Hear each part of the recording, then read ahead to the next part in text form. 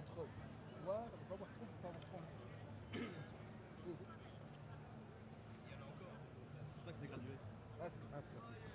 Non, c'est pour doser la VG. Bonjour.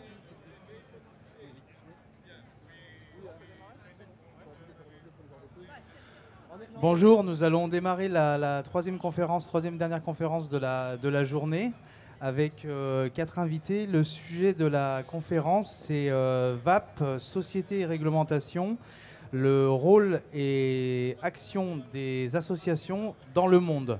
On a fait exactement le même thème hier avec les associations françaises. On a présenté 4 associations qui existent en France, qui ont chacune des particularités, qui investissent un terrain.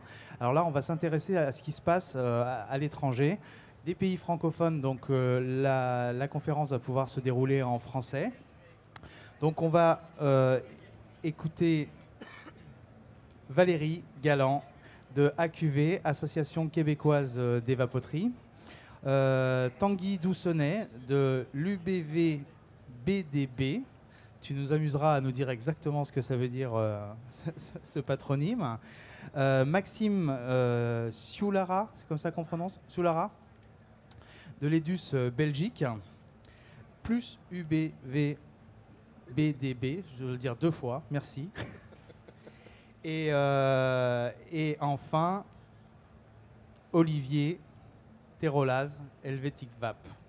Alors, pour commencer, si vous voulez bien, chacun à votre tour, présenter un petit peu votre association, qu'on comprenne bien si vous êtes des associations de vapoteurs ou de professionnels ou autres, scientifiques. C'est un petit peu le cas en France, il y a différentes associations. Qu'on comprenne bien quel type d'association vous êtes. Et puis ensuite, on fera le tour sur la situation dans chacun des pays. Puis ensuite, nous expliquer ce que vous faites au niveau de vos associations. Donc Valérie, à toi l'honneur. Alors, moi, je suis présidente de l'AQV, l'Association québécoise des vapoteries. Nous sommes une association de professionnels. L'association a été fondée à la base suite à la nouvelle loi qui est entrée en vigueur au Québec. Non pas au Canada, mais vraiment particulièrement au Québec. La loi est entrée en vigueur en novembre dernier et la loi a presque tué la vape au Québec. Donc, nous, on s'est regroupés en association afin d'intenter un recours en justice. Donc, à la base, c'est une association pour une cause en justice. Merci. Bon, alors je vais faire les présentations aussi. Je m'appelle Tanguy Doucenay, je suis représentant de l'UBV-BDB, Union belge pour la vape et Belgische Dampfbond, parce que nous avons un pays tweetalig. Donc on essaie de rassembler les 2 parties du pays. On a d'ailleurs pas mal de membres néerlandophones. L'association s'est créée très rapidement au moment de la publication de l'arrêté royal de mars de cette année. Il existait déjà l'AEDUS, mais ça, je laisserai mon collègue vous en parler. Ça a pris assez vite chez nous du fait de l'urgence. Nous avons développé l'UBV sous forme juridique en très peu de temps. Voilà, je pense que la présentation, si tu as peut-être une autre question. Donc c'est une association de particuliers. Alors, c'est une association qui défend les vapoteurs, mais qui ne fait pas de ségrégation entre professionnels ou non professionnels dans ses adhérents. Tout le monde peut participer à l'association, tout en sachant que le mot d'ordre de l'UBV, c'est la défense des vapoteurs, pas des professionnels. Même si on travaille en main dans la main avec la FBPV, qui est un groupe de professionnels de la vape en Belgique. D'accord. Il y a combien d'adhérents? Alors aujourd'hui, en adhérents, nous sommes plus de 600. Donc très, très raisonnable quand on voit la comparaison un peu partout. Maintenant, toujours très pauvre par rapport à ce qu'on espérait, mais voilà, on est satisfait du premier bilan, même si on espère toujours mieux. D'accord. Valérie, vous avez combien d'adhérents, vous, à l'association? Aux dernières nouvelles, on était à 41 membres, tous des boutiques, évidemment. Qui sont tous des professionnels. Qui sont tous des professionnels, effectivement. Soit vapoterie, soit producteurs. D'accord. Maxime? Donc, je m'appelle Maxime Choulara, je suis le directeur de l'EDUS belge. Donc, l'EDUS, je ne vais pas faire de doublon, ce qui a déjà été raconté, on la connaît très bien en France. Donc, c'est l'association indépendante des utilisateurs de cigarettes électroniques. Donc, par définition, ce sont que les utilisateurs qui sont défendus dans l'association. Et depuis fin 2014, la Belgique a été incluse dans l'EDUS avant que l'UBV apparaisse. Une fois que l'UBV est apparu, ils ont naturellement demandé si je souhaitais travailler avec eux, ce que j'ai accepté forcément. Et aujourd'hui, je travaille autant pour l'EDUS que pour l'UBV. À savoir qu'en tant qu'EDUS, je travaille uniquement pour l'UBV et que donc je ne fais plus aucune action au nom de l'EDUS, mais pour l'UBV uniquement. D'accord. Combien d'adhérents EDUS en Belgique? Ça dépend un peu. Au dernier chiffre qu'on avait, c'était entre 70 et 100. Olivier? Bonjour à tous, je suis Olivier Terola, le président de l'association suisse des vapoteurs Helvetic Vap. Nous sommes une association de consommateurs et donc nous défendons les droits des consommateurs. En Suisse, la situation est un peu particulière puisque les liquides contenant de la nicotine sont interdits et donc c'est notre principal cheval de bataille pour l'instant. Combien d'adhérents à l'association? Alors actuellement, nous sommes environ 400 adhérents, ce qui est plutôt pas mal pour un petit pays comme la Suisse. D'accord, donc on entend au niveau du Québec action en justice, au niveau de la Belgique action en justice, au niveau de la Suisse, y a-t-il des actions en justice? Alors oui, on a fait une action suite à une décision administrative qui a été prise qui confirmait en fait l'interdiction de nicotine. Donc on a déposé un recours au tribunal administratif fédéral, donc qui est presque la plus haute chambre juridictionnelle en Suisse. Malheureusement, ce recours a été rejeté puisque en Suisse, il y a une interdiction de vendre de la nicotine, mais pas une interdiction de consommer de la nicotine. Donc le tribunal a jugé que les consommateurs n'avaient pas à se préoccuper de ça puisqu'il n'y avait pas d'interdiction de consommer. C'est un peu spécial. Maintenant, cette procédure est toujours en cours avec 2 autres recours qui ont été déposés par des vendeurs. Et on attend les résultats du tribunal encore. Donc en fait, les consommateurs ont été considérés comme non légitimes du fait qu'ils avaient le droit de consommer finalement de la nicotine et c'est aux professionnels d'agir. Voilà, dans le jugement, il est bien dit que vu que les consommateurs peuvent commander à l'étranger, ça ne nous regarde pas que ça soit interdit à la vente en Suisse. C'est assez spécial, mais c'est ce que le tribunal a jugé pour le cas de notre recours. D'accord. Valérie, au niveau du Québec, donc là c'est les professionnels qui se sont mobilisés. Comment ça se passe avec les vapoteurs? Enfin, quel a été le problème en fait? Si tu peux nous expliquer vraiment la nature du problème qui a fait que d'un coup vous êtes mobilisés très très vite et très fortement. Ben, en fait, c'est que c'est pas une nouvelle loi, c'est un amendement à l'ancienne loi du tabac. L'amendement est que la cigarette électronique est maintenant un produit du tabac. Donc, on a à respecter toutes les mêmes règles que les tabatières. C'est-à-dire, on doit vapoter à 9 mètres des endroits publics de la porte. Pas le droit de faire tester en boutique les liquides, pas le droit de vapoter nulle part, de toute façon. Ensuite de ça, on est vraiment considérés comme des fumeurs. Pour bien rappeler les choses, donc dans une boutique au Québec, oui. On ne peut plus vapoter dans la boutique. Non. On ne peut plus donc essayer les matériels. Non. Les matériels ne peuvent plus être exposés non plus. Si, on peut les montrer. Ils peuvent être exposés à l'intérieur du commerce si on ne les voit pas de l'extérieur. Donc, c'est-à-dire qu'on doit mettre des rideaux, givrer les fenêtres, peu importe, pour que les gens ne voient pas les produits. Les gens qui entrent en boutique doivent avoir 18 ans et plus. Eux peuvent voir les produits. Par contre, ils peuvent les voir. Ils ne peuvent pas les toucher. Je dois le prendre et le montrer. Ils ne doivent pas avoir accès à rien. Si la machine brise, bon, je peux toujours la réparer, mais je ne peux pas vérifier si elle fonctionne. On m'a dit, mais c'est pas grave, donne-la au client, il sortira dehors, voir si elle fonctionne bien, et puis c'est tout. C'est comme ça présentement que le gouvernement voit ça. Ensuite de ça, moi personnellement, Valérie Galland, sur ma page Facebook personnelle à moi, si je partage un article de presse qui parle du vapotage, je suis mise à l'amende parce que c'est de la publicité. N'importe quoi qui touche la vape. Si je publie un article, si je partage une étude, c'est vu comme de la publicité, on est mis à l'amende. Donc, nous, ce qu'on conteste, en fait, c'est sur plusieurs bases, dont le libre droit d'expression, le droit commercial. Mais d'abord et avant tout, on veut surtout faire comprendre que nous ne sommes pas un produit du tabac, bien qu'il y ait de la nicotine à l'intérieur. Donc le combat, c'est de sortir des produits du tabac. Et donc vous faites une action pour ça? Oui. Présentement, on est en cours. On est rendu. J'ai été contre-interrogée par la Couronne la semaine dernière. Les experts ont déposé les mémoires. Nous, on a presque terminé là, notre partie à nous. Là, ça va être le gouvernement qui va présenter ses experts, déposer ses mémoires, dont on ne sait pas encore quelles études, quels experts ils ont, rien. Et tu as une idée du calendrier juridique? Ça va prendre combien de temps? Techniquement, tout devrait être terminé en été 2017. Alors là, on sera prêt à aller en appel. Parce qu'on se doute que si nous gagnons, le gouvernement va aller en appel. Et si le gouvernement gagne, c'est sûr que nous, on va aller en appel. Nous, on est prêt à aller jusqu'en Cour suprême.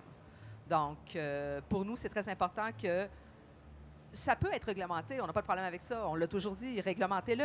Mais réglementez-le comme un produit alternatif à la cigarette, non pas comme la cigarette. Au niveau de la Belgique, quel a été il y a une histoire d'arrêté, c'est ce que j'ai compris. Oui. On a vu depuis la France que les associations ont réussi à faire sauter cet arrêté, mais quel était cet arrêté? Dans quelles conditions vous avez attaqué et vous avez gagné et quelles ont été les suites? Bon, l'arrêté royal, on va dire que c'était une transposition bête et méchante de la TPD, voilà, pour faire simple. L'association qui a réussi à faire arrêter cet arrêté royal, c'est l'association des professionnels. Parce qu'ils devaient travailler sur une notion d'urgence, et cette urgence n'existait qu'au niveau commercial. Donc on s'est entendu dès le point de départ pour dire qu'eux travaillaient sur ces actions de justice, que nous on prenait plus un rôle en retrait et un rôle de communication, d'information et de soutien par rapport à eux. Maintenant, la victoire en justice leur revient de plein droit. Pour la suite, cet arrêté royal est toujours suspendu aujourd'hui. Nous avons une réunion en juin qui nous promettait une réglementation bête, méchante et sadique. C'est-à-dire avec une série. En fait, on a les interdictions du tabac et les contraintes du médicament.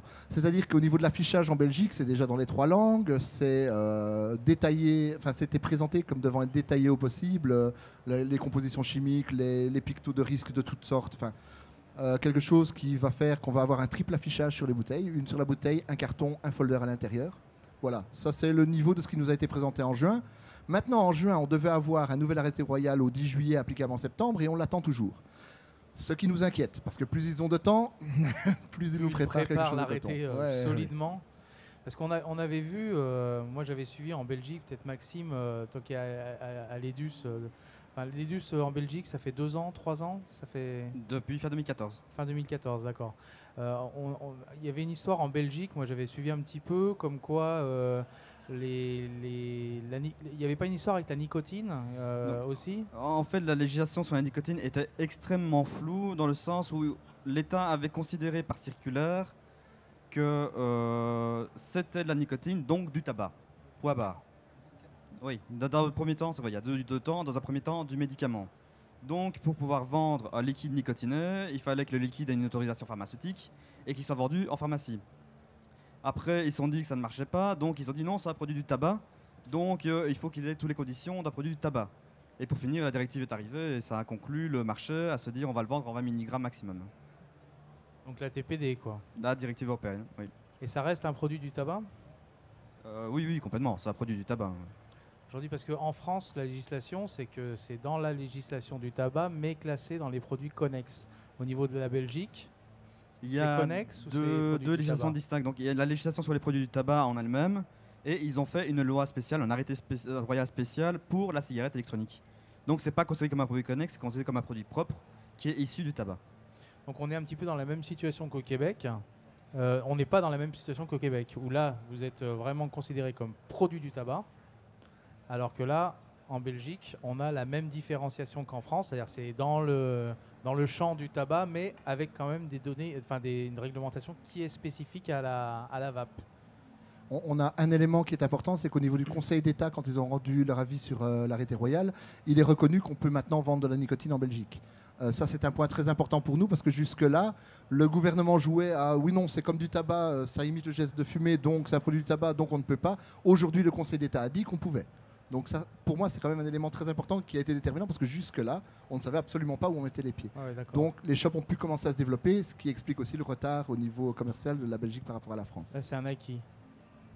Nous, au Québec, ils ne parlent pas de nicotine.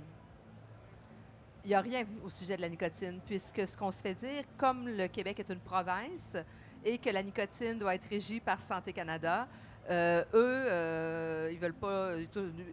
On ne voit pas de nicotine, on ne sait pas que la nicotine, on ne parle pas de nicotine. Ça, c'est au fédéral de légiférer là-dessus. Eux, c'est tout simplement, vous êtes un produit du tabac. Il n'y a rien sur la nicotine, la cigarette électronique ou peu importe. Nous sommes un produit du tabac, donc nous entrons sous la loi du tabac. Nous sommes un produit du tabac parce que finalement, ça fait de la vapeur comme le tabac. C'est pas parce que c'est c'est parce qu'il y a de la nicotine, mais par contre, eux disent que c'est pas à eux de légiférer là-dessus. Donc, c'est très Du coup, flou. est-ce qu'il y a une limite au taux de nicotine, du coup? Non, parce que nous, le fédéral fait semblant que ça n'existe pas. Voilà, donc on Santé peut Bien-être Canada ne le recommande pas. Il n'est pas recommandé au Canada d'utiliser, mais il n'y a rien. Mais il n'y a pas de limite, donc on peut trouver du 30, du 36, du 50, on pourrait, c'est pas un problème. Ce ne serait pas un problème puisqu'il n'y a aucune légifération au niveau fédéral. La seule légifération a été au niveau provincial et ça a été de dire c'est un produit du tabac maintenant. D'accord, mais sans rentrer dans ce détail de la nicotine. C'est le rêve, ça, en Suisse, de pouvoir avoir du 50 en nicotine. On en trouve, parce que comme toute prohibition, elle a généré un marché noir. Donc il y a un marché noir assez développé en Suisse et on trouve tout ce qu'on veut quand même.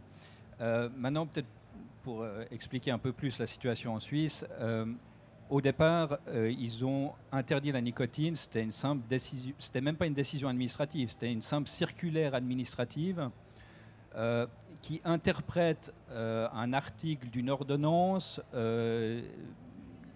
d'une manière qui est pas terrible. C'est au travers de la loi sur les denrées alimentaires et les objets usuels. Il y a une ordonnance qui régit les produits qui entrent en contact avec le corps humain et plus spécifiquement les muqueuses. Et il y a un tout petit alinéa qui dit qu'il est interdit d'ajouter à ces produits une substance qui confère des propriétés pharmacologiques, par exemple de la nicotine. Donc, ils considèrent que les bouteilles de liquide sont des produits qui rentrent en contact avec le corps humain ou les muqueuses. Et c'est là-dessus qu'ils se sont basés pour interdire la nicotine. On a bien essayé d'argumenter comme quoi c'était le drip tip qui rentrait en contact avec les muqueuses buccales, mais ils ne veulent pas se faire cette distinction. Parallèlement à ça, ils ont lancé un projet de loi sur les produits du tabac, parce qu'actuellement en Suisse, il n'y a pas de loi sur les produits du tabac. Ils sont aussi régis dans cette même loi sur les denrées alimentaires et les objets usuels. Donc ils veulent créer une nouvelle loi sur les produits du tabac. Ils ont décidé d'assimiler les produits de vapotage dans ce projet de loi, sans donner plus de précision, mais donc ils voulaient en faire un produit du tabac. Ce projet de loi a été présenté à la Chambre haute du Parlement au mois de juin, mais là, cette Chambre haute a retoqué ce projet de loi. Et la Commission de la santé du Conseil des États a bien mentionné dans son rapport que, selon elle, les produits de vapotage ne devraient pas être réglementés comme des produits du tabac. Donc on attend maintenant l'avis de la deuxième chambre du Parlement, qui peut éventuellement retoquer ce projet de loi. Et si c'est le cas, là, on aura une ouverture, parce que l'administration a toujours dit qu'elle voulait légaliser les liquides nicotinés, mais qu'elle ne pouvait pas à cause de ce petit article. Bon, c'est leurs arguments, c'est plus une excuse qu'autre chose, parce qu'ils voulaient le mettre dans cette loi. Mais si ce projet de loi est complètement retoqué par le Parlement, ils seront bien obligés de légaliser d'une autre manière. Donc là, on aura une fenêtre d'ouverture pour pouvoir peut-être obtenir une légalisation plus rapide des liquides de vapotage, sans que ce soit des produits du tabac. Et là, on est sur quel calendrier là-dessus? C'est théoriquement, à la prochaine session du Parlement, il y aura la deuxième chambre qui devrait se prononcer, donc ça se fera fin novembre, début décembre. Donc si le projet est complètement retoqué à ce moment-là, si on arrive à les faire bouger, début de l'année prochaine, il pourrait y avoir une ouverture. Et bien sûr, parallèlement, il y a la procédure judiciaire dont on va en parler avant, qui pourrait aussi amener quelque chose de nouveau. Je pense que vous suivez ce qui se passe un petit peu en France aussi. Je sais pas, toi, Valérie, au niveau du Québec, par rapport à ce qui se passe, vous êtes carrément classé comme produit du tabac. Est-ce qu'un format comme la TPD, avec tous ces affres, finalement, tu préférerais avoir une TPD et puis essayer de lui ajuster ses angles, etc., plutôt que de te retrouver comme ça, bim, oui, produit du tabac? C'est sûr que nous, on est très conscient qu'il doit y avoir une réglementation quelconque, puisque présentement, il n'y a rien. Donc, n'importe qui peut faire n'importe quoi, n'importe comment, et il n'y a aucune réglementation. Donc, c'est sûr qu'à la base, oui, on aimerait avoir une réglementation. Présentement, on est en train de travailler à s'auto-réglementer. C'est-à-dire que je suis en pourparlers avec l'Université de Montréal qui a accepté de faire les analyses de liquide, de défendre ces analyses. Donc, on va essayer d'aller vers là pour amener le gouvernement à dire, ben si nos chercheurs disent, parce que les chercheurs universitaires, on s'entend, sont payés par le gouvernement. C'est pas pour rien qu'on a choisi un laboratoire universitaire. C'est que si le gouvernement dit, ah, ben là, c'est biaisé, ah, c'est vos chercheurs. Donc, on essaie la légitimité. Donc, oui, à la réglementation, on vivra, on s'ajustera à ce moment-là, parce que présentement, il n'y a aucune marge de manœuvre. Il y a des boutiques qui ont eu jusqu'à 25 000 € d'amende pour avoir eu des stickers Kangertech ou des trucs comme ça, là, avoir oublié d'enlever le mot cigarette électronique, qui est un mot prohibé. Dans les boutiques, ça doit être écrit « article pour vapoteur ». Si c'est écrit autre chose, c'est une amende. Cigarette électronique est un mot prohibé, qu'on ne doit pas utiliser, qu'on ne doit pas voir. Donc, c'est ahurissant parce que vous avez le droit d'avoir des magasins, oui. Vous avez le droit de vendre ces produits, oui. Mais vous n'avez même pas le droit de nommer ces produits, en fait. On n'a pas le droit de nommer les produits, on n'a pas le droit d'avoir de page Internet, on n'a pas le droit d'avoir de page Facebook. En fait, oui, mais ça doit être une carte d'affaires. Nom du magasin avec l'adresse. C'est tout. Il y a des gens qui ont dû changer de logo. Parce que sur le logo, on voyait une vapoteuse et ça ressemble trop à une cigarette. Nous, au Québec, le gouvernement, c'est vraiment que c'est un passage vers la cigarette pour eux. On va amener les jeunes à fumer. Ils voient vraiment ça comme un passage à, et ils voient vraiment ça comme une imitation de. Donc, c'est le fait, il est écrit dans la loi qu'on ne peut inhaler aucun produit. Mais par contre, la loi, comme elle est écrite présentement, si je fais une crise d'asthme dans un magasin, je n'ai pas le droit d'utiliser mon inhalateur.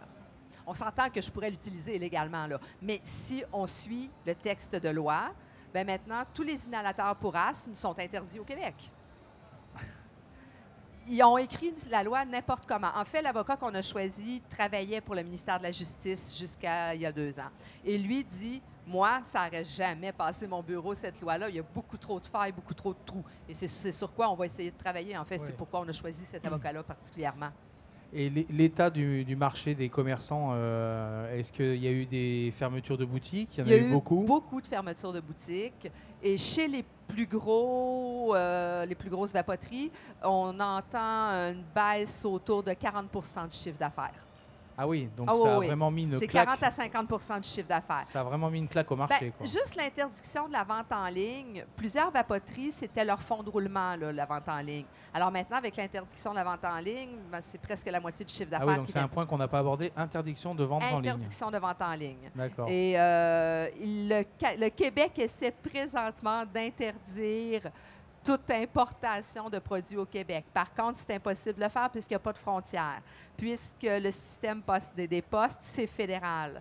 Donc, c'est un petit peu biaisé, mais il semblerait qu'ils sont en train d'essayer de mettre à l'amende les boutiques des autres provinces qui vont livrer chez nous. Et j'avais justement une question. Donc, c'est spécifique au Québec. Ça ne concerne pas tout le Canada? Non. Le reste du Canada, il y a l'Ontario qui se préparait à faire un type de loi comme la nôtre. Mais on a déposé notre recours en justice, donc ils se sont comme un petit peu mis en attente. Là, ils nous regardent et attendent de voir ce qui va se passer chez nous avant de bouger. Mais non, nous sommes vraiment la province au Canada qui se les fait mettre en pleine gueule. Et est-ce que le nombre de vapoteurs aussi a baissé? Il y a eu, je ne sais pas par quelles informations tu peux avoir ça. Il n'y a pas une baisse de vapoteurs. Par contre, il y a beaucoup moins de nouveaux vapoteurs. Je veux dire, au début, on voyait dans les magasins les gens qui venaient chercher de l'information, les gens qui voulaient débuter le vapotage. On en voit beaucoup moins. On voit nos clients réguliers, on voit parfois un nouveau qui arrive avec son ami, mais avant, on voyait des masses de nouveaux vapoteurs. Mais maintenant, les gens disent, oui, mais si c'est un produit du tabac, pourquoi j'arrêterais de fumer? C'est la même chose. Eh oui. Ça, vous avez des chiffres en Suisse sur les différences, le nombre de vapoteurs en Suisse dû à cette interdiction de nicotine par rapport au taux qu'on peut voir en France? Vous avez réussi à le calculer, ça? Certains ont fait des calculs, mais c'est vrai qu'en Suisse, on a très peu de vapoteurs. Selon les statistiques officielles, il y aurait 1 million de personnes qui auraient essayé le vapotage. Mais il n'y a que 8000 vapoteurs quotidiens en Suisse. Ce qui montre très probablement que des gens ont été attirés à un moment donné vers le vapotage, l'ont essayé, mais la complexité pour obtenir les liquides nicotinés les a fait renoncer probablement. Et c'est pour ça qu'il y a aussi peu de vapoteurs quotidiens en Suisse. C'est le même cas en Belgique. Il y a proportionnellement moins de vapoteurs en Belgique qu'en France. Officiellement, la Fondation contre le cancer avait essayé de recenser les vapoteurs et avait compté 168 000 vapoteurs. Maintenant, ce nombre nous semble assez étrange sur le fait qu'elles se répandent de plus en plus, de mieux en mieux, et qu'au final, je crois que ce chiffre est déjà dépassé. Il y a beaucoup de boutiques en Belgique, boutiques spécialisées? Ça fait 1 an ou 2 que ça explose au niveau des boutiques. Et au départ, on avait beaucoup de petites boutiques d'appoint où il y avait des petits modèles. Maintenant, on commence vraiment à avoir des boutiques qui ont énormément de matériel, du matériel étranger, très perfectionné. Et donc, le monde de la vape se développe énormément en Belgique. On peut un peu dire qu'on a une année de retard sur la France et qu'on est au moment de votre explosion des shops. Ouais, c'est ce que j'allais dire. Ouais. Vous êtes à une phase où le tri se fait un petit peu et le marché se régule. Nous, on est encore dans la phase d'expansion. D'accord. Et c'est paradoxal, en fait, puisque les arrêtés sortent, la TPD arrive et finalement, le marché se développe. Comment vous expliquez ça? Mais justement, c'est à cause des messages contradictoires. D'un côté, notre ministre de la Santé dit non, c'est pas bon, il y a la nicotine et tout ça. Et d'un autre côté, on vient nous dire, au fait, au final, c'est pas si mauvais que ça. C'est comme on a un organisme, comme vous en avez ici en France, Tabastop, qui a très longtemps dit que c'était très mauvais pour la santé, il fallait surtout pas l'utiliser. Et depuis 2 semaines, on voit que Tabastop dit c'est un outil de sevrage en plus, en fait. Oui, ça fait plus de 2 semaines, parce que moi, Tabastop, je le suis sur Facebook. Ça fait un moment quand même qu'ils sont assez ouverts. Ouais, ils sont ouverts dans le sens où, pour eux, oui, on pouvait l'avoir. Maintenant, eux ne le conseillaient pas. Et maintenant, ils le conseillent ouvertement. Ça fait partie de la mallette à outils, de la boîte à outils, des outils de sevrage. Maintenant, à leur décharge, je crois que ce sont des scientifiques et qu'ils avaient besoin d'avoir leurs preuves à eux que ça pouvait marcher. Et une fois qu'ils l'ont eu, ils se sont dit on va la conseiller. Ils ont eu leurs preuves, c'est-à-dire ils ont eu quoi comme preuve? Ça, je ne sais pas. Maintenant, s'ils ont changé d'avis, c'est mon point de vue. Je pense qu'ils ont trouvé une preuve. D'accord. Parce qu'on a eu en France, vous avez dû suivre, je pense, on a eu le sommet de la vape où on a invité toutes les autorités, les sociétés savantes, etc. Et on a réussi quand même à faire dire que la vape était un sujet, c'est un outil de sevrage, etc. Encourager quand même les gens à essayer. Quels sont les discours des autorités sur les différents pays? En fait, nous, non, c'est non recommandé, comme je disais tout à l'heure. Les professionnels de la santé sont chatouilleux un petit peu, sont frileux. On en a 2 qui ont sorti vraiment ouvertement, qui le recommandent et etc. Pour le reste, je donne un exemple personnel. J'ai été opérée au cœur l'an dernier. À l'Institut de cardiologie, on m'a demandé « Vous êtes fumeur? » J'ai dit « Je vapote. » Elle s'est penchée vers moi. Elle m'a dit tout bas « Faut pas le dire très fort, mais on le recommande à nos patients. » Mais pourquoi ne pas le dire très fort? Chacun de mes professionnels de la santé, je suis sépienne, donc je suis suivie, j'ai la sclérose en plaques, j'ai mon généraliste, j'ai mon neurologue, ils suivent tous, sont tous pour, mais personne ne le dit ouvertement. Et pourquoi? C'est une question de peur? C'est pour pas confronter le gouvernement, pour pas... on n'est pas certain encore. Au Québec, on a plusieurs années de retard sur l'Europe au niveau de la vape. Moi, quand j'ai débuté, c'est en 2014 que j'ai commencé à vapoter, j'ai trouvé une boutique dans la ville de Québec qui vendait des produits. Il n'y en avait pas. C'était tout nouveau. Il y en avait un autre qui, lui, faisait ça chez lui sur rendez-vous. Mais il n'y avait rien. Et on parle de 2014. Donc, pour les scientifiques, les professionnels de la santé au Québec, on n'a pas encore assez d'études, mais personne n'en fait. On n'a pas encore assez de preuves, mais personne n'en cherche. Donc, personne ne bouge. Sauf nous.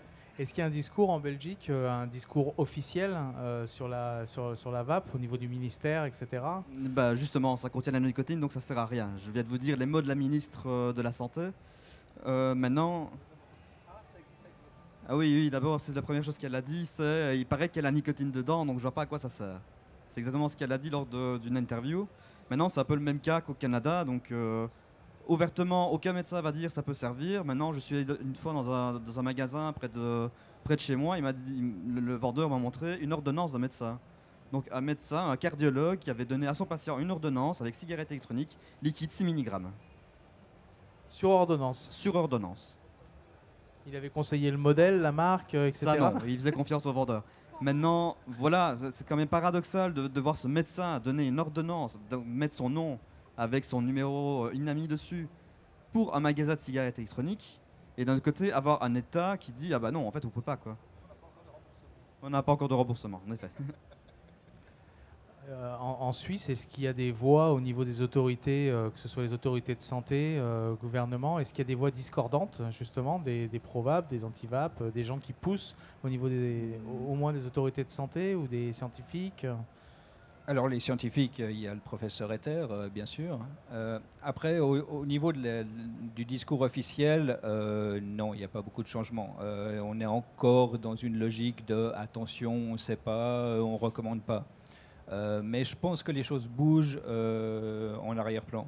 Je pense qu'il y a des discussions, mais ils n'ont pas encore adapté leur discours officiel.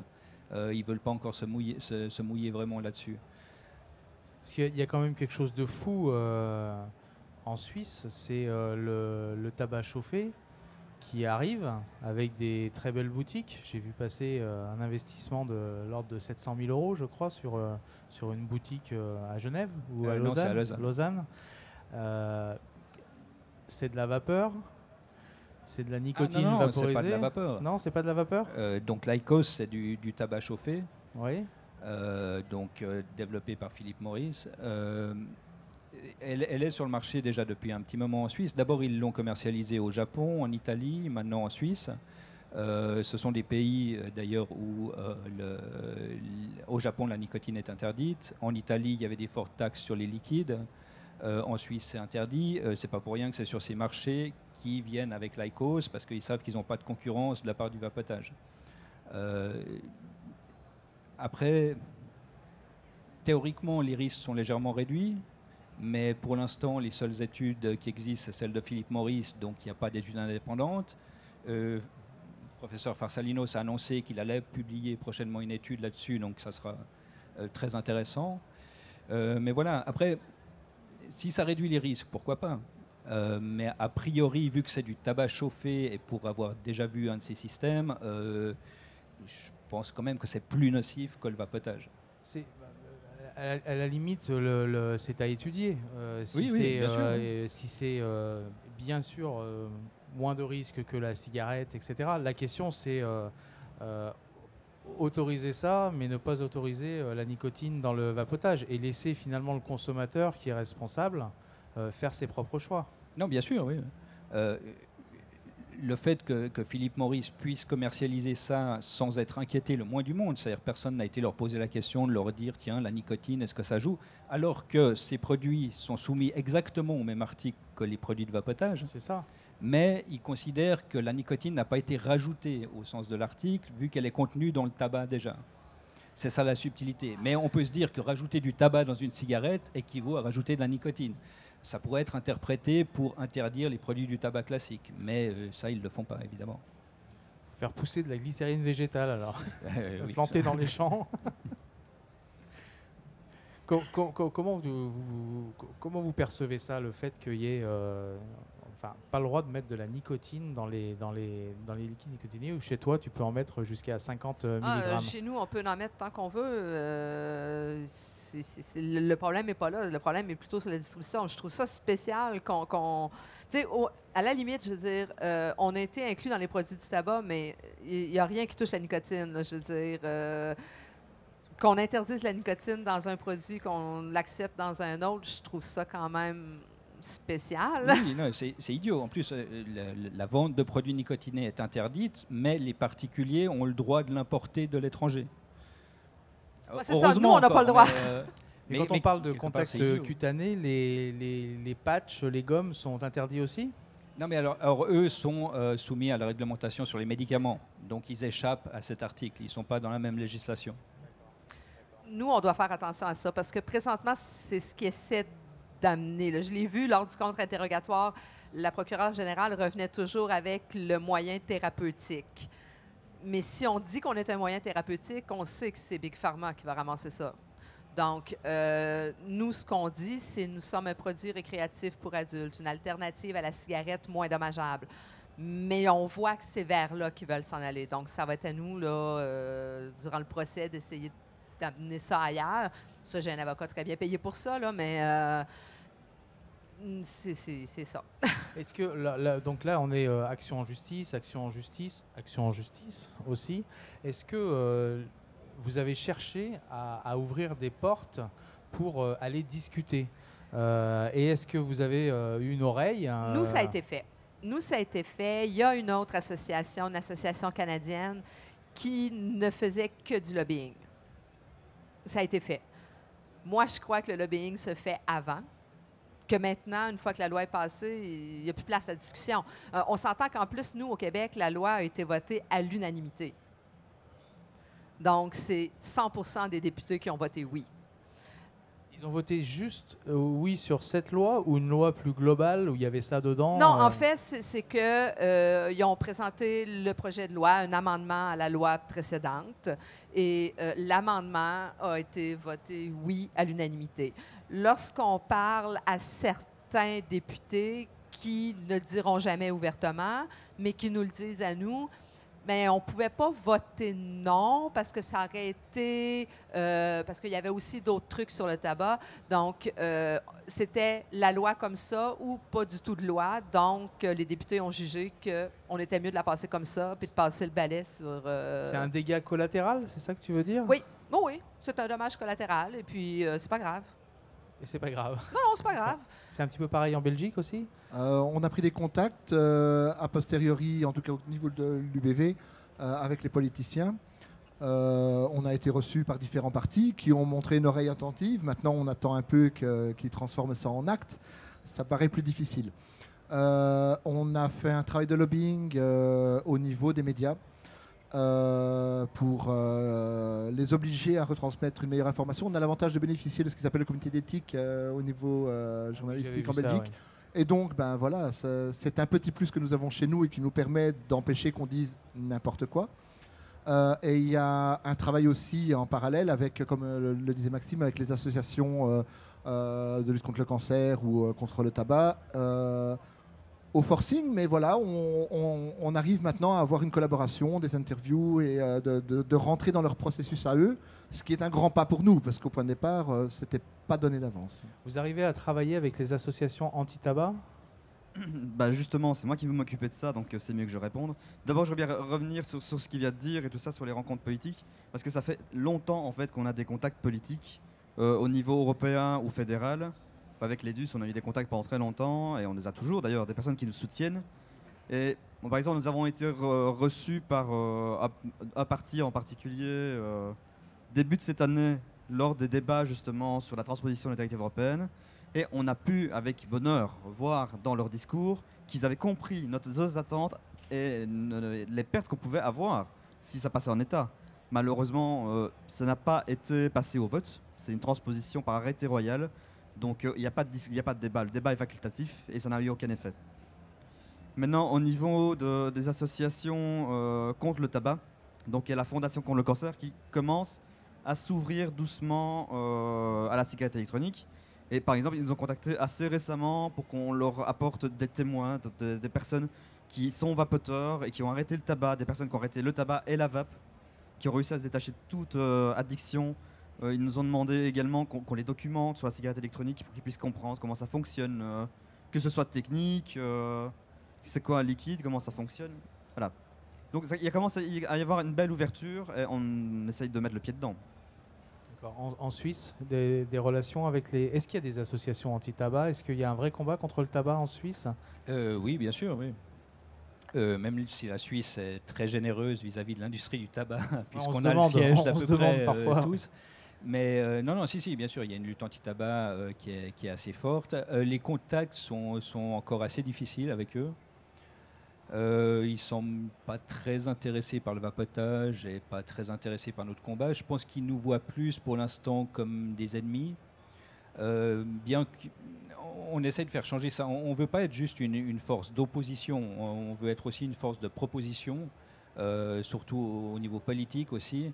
Je pense que c'est important justement pour le travail de lobbying de proposer des choses et d'être proactif, de ne pas attendre que les choses se passent et de juste dire qu'on n'est pas d'accord, mais de vraiment proposer en avant des nouveaux projets pour essayer de faire changer les choses. Et vous trouvez des oreilles au niveau politique? Oui, il y a quelques oreilles. Alors, notre plus grand succès, je pense, c'est justement par rapport à la commission de la santé, où là, on avait fait un gros travail vis-à-vis des membres de cette commission. On a été auditionné par la commission, et cette commission a rendu son rapport en disant que les produits de vapotage devaient être légalisés autre part que dans la loi sur les produits du tabac. Donc, on arrive quand même à avoir une certaine écoute. En Suisse, il y a un certain pragmatisme au niveau politique, du fait de l'organisation du pays, puisque la population peut toujours, après coup, voter sur une loi si elle n'est pas d'accord avec la loi qui a été produite. Donc les politiques sont obligés d'écouter quand même un peu toutes les voix. Donc ça, c'est une chance, mais c'est quand même un travail qui est difficile pour convaincre tout le monde. Est-ce que vous arrivez tous, là je reprends aussi ce qui se passe un petit peu en France, j'en discute beaucoup là sur le salon avec les 10 personnes que je rencontre, on voit que sur le terrain, et ça se passe avec l'association La Vape du Cœur notamment, que sur le terrain, les médecins qui sont face aux fumeurs, en fait, commencent à vraiment comprendre ce qui se passe avec la cigarette électronique, et ça commence à faire une force comme ça qui monte, qui monte un petit peu du bas. Est-ce que vous avez ces ressentis-là aussi sur vos marchés, mis à part l'exemple que tu donnais tout à l'heure? Pas vraiment. Comme je disais, personne n'ose parler. On a la semaine anti-tabac là, à toutes les années. Et puis, nous, évidemment qu'on va essayer, on va piquer. Ah, ben là, la cigarette électronique, sont chatouilleux. Personne ne veut se mouiller. Il est là le problème, c'est que personne ne veut se mouiller. Le gouvernement, lui, a dit c'est ça, puis tout le monde a... Au Québec, on est habitué à ça. Moi, je dis toujours, on s'écrase devant l'ennemi, on est conquis, on a été conquis par... donc, on arrête de se battre.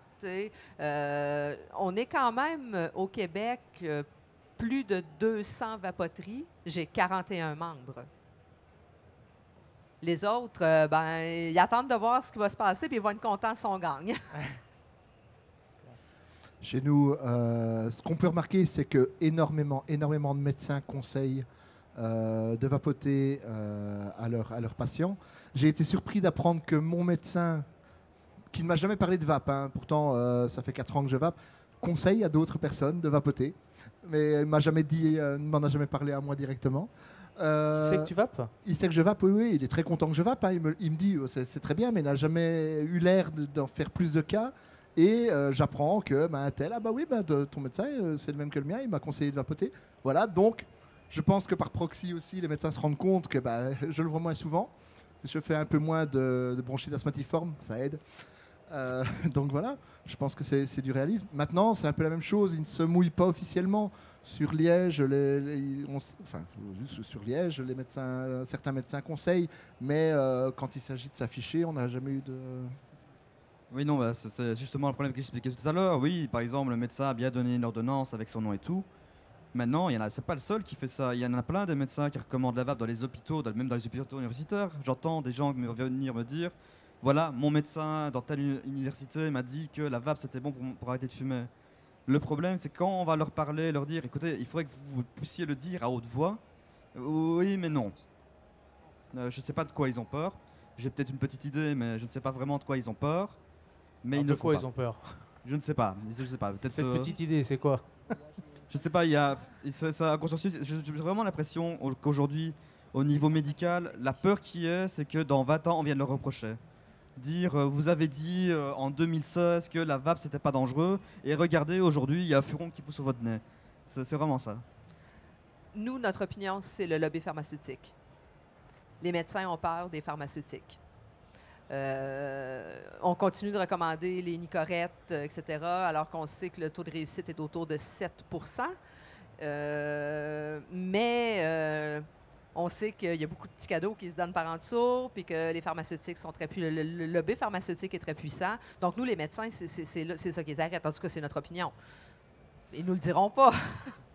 Puis il faut savoir quand même qu'il y a énormément de médecins qui vivent uniquement par le tabac. Un tabacologue, le jour où il n'y a plus de fumeurs, il doit se reconvertir. Voilà, c'est aussi... il y a quand même un esprit de corps dans le milieu médical. Après, voilà, c'est prêter des intentions sans preuve, mais on peut se poser la question. Ça me semble cohérent. Qu'est-ce que t'en penses, Olivier? Alors, je pense effectivement que les médecins qui sont sur le terrain sont beaucoup plus pragmatiques quand ils voient des fumeurs et ils sont prêts à recommander le vapotage. Par contre, ceux qui œuvrent dans les hautes sphères de la santé publique, eux sont plus des idéologues et auront tendance à ne pas vouloir recommander le vapotage. Et là, justement, il y a une sorte disons, par rapport à la parole publique, il y a une sorte de soumission des praticiens aux idéologues qui sont plus hauts. Les médecins sont aussi regroupés en fédération. Si la fédération n'est pas d'accord, le petit médecin, il va peut-être pas trop l'ouvrir pour risquer d'être exclu de sa fédération ou des choses comme ça. Mais je pense qu'en privé, dans les consultations, ils ont tendance à recommander le vapotage. Ouais. Y compris en Suisse, même s'il n'y a pas de nicotine, parce que c'est compliqué de recommander le vapotage sans nicotine. Ou alors ils recommandent carrément d'aller acheter à l'étranger? Je suppose, oui. Alors, j'ai pas d'exemple concret, mais bon, encore une fois, il y a un marché noir de la nicotine en Suisse. Et puis, si vous allez dans un magasin spécialisé, ils vous diront comment faire pour commander à l'étranger. Donc, disons, c'est quand même relativement simple, même si ça complique la vie des fumeurs, de se procurer de la nicotine. Après, ceux qui habitent près de la frontière, c'est simple, ils peuvent traverser la frontière pour aller chercher leur nicotine. Ceux qui sont au centre de la Suisse, c'est plus difficile. Les personnes qui n'ont pas une carte de crédit, qui ne peuvent pas commander sur Internet, c'est plus difficile. Donc ça pose des problèmes par rapport à ceux qui ne peuvent pas accéder facilement à la seule solution qui existe chez nous d'aller à l'étranger. Ouais, donc ça offre le produit à ceux qui ont plus les moyens, un petit peu comme oui, bien sûr, dans oui. beaucoup de sujets. Alors qu'on sait que le tabagisme touche aussi beaucoup les couches défavorisées de la population. Ah ouais. Et une question au niveau des jeunes. Nous, on a, par exemple, en Suisse, je crois qu'on peut acheter des cigarettes à partir de 16 ans, c'est ça? Alors, il n'y a pas de réglementation uniforme en Suisse sur l'âge. C'était dans la nouvelle loi sur les produits du tabac, il y avait l'idée d'uniformiser l'âge légal. Il faut savoir que c'est par canton, donc il y a 26 cantons en Suisse et chaque canton a une réglementation différente. Par exemple, le canton de Genève où j'habite, il n'y a pas d'âge limite. Un enfant de 5 ans peut acheter des cigarettes. Par contre, un adulte de 40 ans n'a pas le droit d'acheter un liquide nicotiné. Wow. Donc on est vraiment dans quelque chose qui est totalement absurde, mais voilà. Est-ce qu'il y a une limite d'âge au Québec?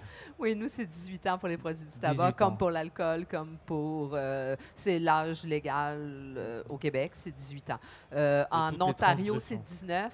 Parce qu'au Québec, nous, c'est 18 ans la majorité, alors que dans les autres provinces, c'est 19 ans. Donc, ça varie d'une province à l'autre, mais c'est 18 ans. Et les inspecteurs nous envoient des jeunesses qui ont l'air plus âgées, et si on se fait prendre, on est amendé. Alors, comment marche le réseau de... Je vais poser la question à tous les trois parce que ça m'intéresse beaucoup et c'est intéressant pour comparer. Comment marche le réseau de distribution du tabac? Nous, en France, on a des bureaux de tabac avec écrit en très gros tabac. Ils ont le droit. Ils ont même le droit, j'ai vu dans un arrêté qui vient de passer, de flécher le bureau de tabac dans la ville avec des signalétiques tabac par ici, à droite, à gauche. Et puis, il y a cette fameuse carotte qu'on a, une carotte rouge, une enseigne rouge que l'on repère. Quand on rentre dans un village en France, on repère deux choses en général. général, c'est l'enseigne du bureau de tabac et l'enseigne de la pharmacie, la croix verte et la carotte rouge. Donc comment ça se passe au Québec? Comment on achète du tabac? Comment on repère un bureau de tabac? Le tabac est accessible dans beaucoup de commerces. Bon, on a ce qu'on appelle les dépanneurs qui vendent lait, beurre, pain, oui, les etc. dépanneurs, oui. Nos fameux dépanneurs, eux ont des cigarettes, ont droit de vendre des cigarettes. Au supermarché, ils vendent des cigarettes. Est-ce qu'il y a des Par enseignes contre, extérieures? Non. Par contre, il n'y a pas d'enseigne extérieure. C'est des panneaux fermés, blancs. Et À l'intérieur non plus, on ne voit pas les produits. Non, on ne voit pas les produits du tabac non plus. C'est la même règle. C'est les mêmes règles pour nous que pour eux. Là. Je veux dire, c'est une règle généralisée. Nous sommes un produit du tabac. Donc quand pareil. on entre dans un dépanneur, dans une épicerie, on va acheter des cigarettes, ben, c'est des panneaux blancs et on doit dire, ben, moi, je veux telle chose. D'accord. En Belgique, comment ça se passe? Chez nous, c'est simple. On peut en acheter à peu près partout. Les cigarettes, vous arrêtez à une station-service, cigarettes. Vous allez au supermarché, histoire que vous n'oubliez pas, à la caisse, on vend les cigarettes. Est-ce qu'elles sont visibles? Elles sont visibles. Les vitrines de supermarché donnent sur les caisses et donc, on a en première ligne les paquets de cigarettes. Les petites stations-service ont, le long de leurs vitres, leur stock de tabac et de paquets de cigarettes. D'ailleurs, beaucoup de Français viennent acheter leur tabac en Belgique. Ils n'ont qu'à s'arrêter à la première station. Est-ce qu'il y a une signalétique extérieure? La publicité, pourquoi pas, mais on voit très bien, il peut très bien avoir un autocollant Marlboro ou L&M sur la vitrine. C'est autorisé, quoi. En tout cas, ça ne semble pas poser de problème. Et pour rajouter par rapport à tout à l'heure aussi, chez nous, c'est 16 ans. Donc, 16 ans, oui, 16 ans. D'accord. D'ailleurs, une petite anecdote, parce qu'on parlait de l'âge légal pour le tabac. Donc le tabac, c'est 16 ans depuis quelques années, mais il faut savoir qu'au départ, la vape, c'était interdit au moins de 18 ans. Donc ce n'est que récemment, avec le nouvel arrêté, qu'ils se sont dit le tabac c'est 18 ans, donc on va dire 16. Le tabac c'est 16 ans, donc on va dire 16 pour la vape aussi. Mais maintenant, au niveau de la publicité, il parlait qu'on pouvait la voir de l'extérieur et tout ça. En fait, il y avait une norme plus ou moins comme en France au départ, où on ne pouvait pas voir de tabac, en fait. On ne pouvait pas voir les marques de tabac, sauf s'il y a les inscriptions sanitaires sur les publicités. Donc c'est ça, ils font simplement des publicités plus grandes. D'accord. Et en Suisse, comment on se procure du tabac? Alors partout aussi, stations-service, supermarchés et des tabacs qui font que ça. Enfin, ils font pas que ça, ils font aussi journaux ou des choses comme ça. Mais oui, partout, à tous les coins de rue. Avec une signalétique? Non, il n'y a pas une signalétique, il n'y a pas de monopole non plus. C'est vraiment partout. D'accord, c'est un produit de consommation courante. Oui, bien sûr. Ouais. D'accord. Et l'âge légal, oui, tu disais, ça dépend des... Alors l'âge légal, ça dépend des cantons. Après, pour ce qui est des publicités, là aussi, il y a des différences entre les différents cantons sur la possibilité de faire de la publicité ou non. Alors une dernière question, parce qu'on va arriver au bout. Les vapoteurs, en général, connaissent leur sujet, on milite, on défend, etc. Comment vous ressentez le reste de la population, c'est-à-dire y compris les fumeurs et les non-fumeurs, mais les gens qui ne sont pas vapoteurs? Est-ce qu'il y a de l'écho à toutes les actions que vous pouvez mener ou pas du tout? Qu'est-ce que vous avez comme ressenti par rapport à ça sur les populations? Est-ce que c'est un sujet qui intéresse les gens ou pas du tout? Je dirais pas vraiment. En fait, oui, si on regarde, on a des milliers de likes sur notre page Facebook. Donc, oui, les gens nous suivent. Par contre, sur la rue, on se fait regarder. Il n'y en a pas beaucoup encore. Comme je dis, c'est tout nouveau chez nous, là. Donc, les gens ne sont pas fixés encore. Je ne suis pas certain, je ne sais pas. Mais il n'y a pas... la population générale n'est pas contre la vape, mais n'est pas pour non plus. On est un peu des bizarres de l'endroit. Sur du scepticisme, on attend de savoir. Oui, il y a le scepticisme. Est-ce que ça fonctionne vraiment? Est-ce que c'est vrai que tu arrêtes complètement avec ça? Est-ce que c'est vrai que les gens ont beaucoup de questions, très peu de réponses parce que c'est tout nouveau? Nous, la loi nous est tombée dessus tout de suite au début. Ils ont dit on prend pas de chance. Ça commence. C'est fini. En Belgique, quelle est l'ambiance? Chez nous, on vit les effets de ce qu'expliquait Big Tobacco. Leur objectif au point de départ, c'est de semer le doute quand les médecins ont dit que c'était dangereux. Chez nous, ils ont semé le doute quant au fait que ce soit efficace. Ça prend assez bien dans la population. Cependant, on commence à voir beaucoup de vapoteurs un peu partout. Donc, ça fait son chemin. On se rend bien compte en tant qu'association qu'on vit un peu trop en vase clos, à communiquer sur des groupes Facebook, sur des groupes Internet, à être un peu dans notre monde avec notre information. Et c'est vrai que l'information grand public n'est pas aussi claire. On se fait violence pour essayer de simplifier les choses et d'aller plus au contact physique des gens. Maintenant, c'est chronophage et comme on a tous notre petite vie à côté et qu'on est dans l'associatif, c'est très très compliqué de donner tout ce qui serait nécessaire. Mais on se force à le faire parce qu'on se rend compte que tout le monde ne vit pas sur le net. Des 200 000 vapoteurs belges, potentiellement même plus, on en a peut-être 10 000 sur les réseaux sociaux. Ça fait très peu. Donc, tu veux peut-être ajouter quelque chose? Non, effectivement, on touche facilement les vapoteurs un peu geeks. Le gros des vapoteurs, c'est déjà plus difficile. Les fumeurs, c'est encore plus difficile. Et les non-fumeurs, on les touche quasiment pas. Il faudrait faire de la publicité dans les journaux, des choses comme ça, mais on n'a pas les moyens. Donc c'est très difficile pour ça. Après, la perception dans la population, je pense que d'une manière générale, les non-fumeurs se méfient des vapoteurs parce qu'ils ont le souvenir de quand c'était possible de fumer dans les lieux publics et ils ne veulent pas voir les vapoteurs revenir. Et là, je pense qu'on aurait un gros travail à faire pour convaincre, ce qui est quand même la majorité de la population, qu'on peut certainement vivre avec eux tout en étant vapoteur. Mais il y a encore beaucoup de craintes et évidemment la désinformation de l'État jusqu'à maintenant, qui par exemple interdit la nicotine, donc laisse soupçonner que c'est dangereux puisque c'est interdit, des choses comme ça, ne favorise pas une perception positive du vapotage dans la population suisse. Parce que du coup, c'est vrai qu'on parle de la nicotine. Est-ce qu'il est interdit de vapoter comme il est interdit de fumer dans les lieux publics? Non, il n'y a aucune réglementation pour l'instant. Le projet de loi sur les produits du tabac voulait justement instaurer une interdiction dans les lieux publics. Mais pour l'instant, il n'y a pas d'interdiction. C'est au tenancier du lieu de décider. Par exemple, les chemins de fer fédéraux ont décidé d'interdire dans les trains le vapotage. Mais il n'y a pas de loi là-dessus. En Belgique, est-ce qu'au niveau de la transposition des PD, ils ont fait pareil qu'en France, c'est-à-dire ils sont allés plus loin en interdisant toute publicité, propagande, et puis, enfin dans le projet, puisque ça a sauté, mais voilà. Et surtout ce qui se passe au niveau des lieux publics, lieux de travail. Est-ce que c'est dans l'arrêté tout ça? Concernant le texte initial qui a été annulé, donc c'était pas exactement comme en France. Il n'y a pas vraiment de partie publicité. On avait même pensé à un instant qu'il avait oublié parce qu'il n'y avait rien de noté dans l'arrêté royal. Maintenant, je crois que c'était, de mon avis, ils pensaient à autre chose pour ce genre de cas. Mais sinon, oui, il est interdit de vapoter dans les lieux publics, que ce soit les restaurants, les bars, mais également le travail. Partout où il est interdit de fumer, il est interdit de vapoter. Bon, c'est tout.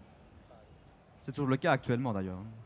C'est déjà le cas, d'accord. À préciser que c'est une interprétation administrative et que ce n'est pas une loi. Donc, dans une séparation logique des pouvoirs dans un État démocratique, en théorie, ce n'est pas l'exécutif qui décide des lois. Donc, on pourrait toujours contester aujourd'hui, même si on se doute bien que ça prendrait du temps pour rien et du résultat.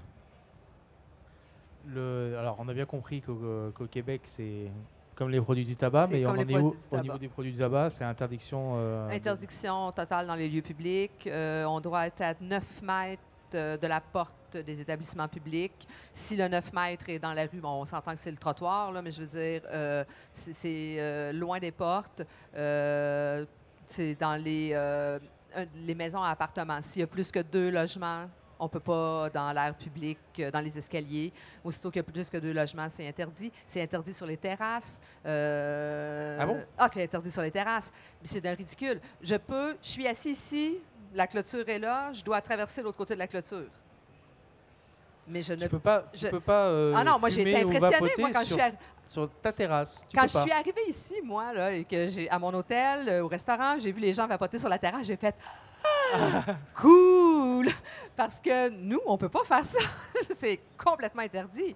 On va finir par ça, parce que justement, qu'est-ce que vous en pensez justement de ce que vous voyez de la France? Toi, ça t'épate, justement? Moi, ça m'épate, parce que nous, on est tellement loin de ça que nous, c'est comme, on peut faire tout ce qu'on veut ici. Pour nous, c'est la liberté totale. Au niveau de la Belgique, on est juste à côté, mais vous sentez une différence d'ambiance? C'est juste extraordinaire, on va dire ça comme ça. Enfin, voilà, par exemple, à Vapexpo, en Belgique, ce serait complètement impossible. Vaper dans un lieu comme celui-ci ne serait pas possible.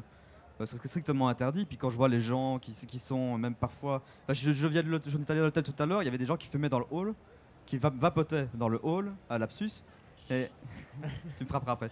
Et tout le monde trouvait ça normal. Je fais ça en Belgique, c'est limite si on me jette pas dehors à grand coup de balai et en appelant la police, quoi. Au niveau de la Suisse. Et au niveau de la Suisse, la différence, elle n'est pas visible, puisque c'est juste la nicotine. Tout le reste est autorisé, le matériel et tout. Et vapoter à l'intérieur est autorisé aussi. Donc, comme tu disais, il y a très peu de vapoteurs en Suisse, en fait, c'est ça? C'est ça la principale chose. En Suisse, ça reste relativement rare de croiser d'autres vapoteurs dans la rue, alors que c'est beaucoup plus fréquent en France. Ouais. Question technique, là, il y a le prochain salon auquel tu participes à l'organisation à Montreux. On pourra vapoter dans le salon ou pas? Alors oui, ça sera possible de vapoter à l'intérieur. Ouais. Par contre, il ne pourra pas y avoir de nicotine vendue. Voilà, d'accord. Ok. Bon, bah, je vous remercie vraiment, tous les quatre. J'espère que ça aura permis à tout le monde d'éclairer un petit peu plus sur les situations dans d'autres pays. Pour nous, Français, ça nous permet aussi de relativiser beaucoup de choses. Bien sûr qu'on a des combats à mener, on va continuer à les mener, mais ça nous permet de voir aussi ce qui se passe un petit peu ailleurs. Pour finir, je trouve que c'est incroyable quand même, je ne sais pas si vous êtes d'accord avec moi, mais la créativité que peuvent avoir les détracteurs, hein, puisque là on est en train de se rendre compte qu'il y a plein de solutions en fait pour mettre des bâtons dans les roues à la vape, qui est vraiment une solution qui est tout simplement là pour sauver les vies, et donc c'est incroyable cette créativité. Mais il faut être aussi créatif, nous, de notre côté, pour se défendre. Maintenant, faites attention quand même, la stratégie du choc, c'est quand même de prévoir le pire pour vous laisser des miettes et qu'on soit content. Il n'y a pas de raison qu'on nous limite autant qu'on nous limite, même si on a quand même quelques libertés, mais ça reste une limitation avant tout. Hein. Merci à tous les quatre. Merci.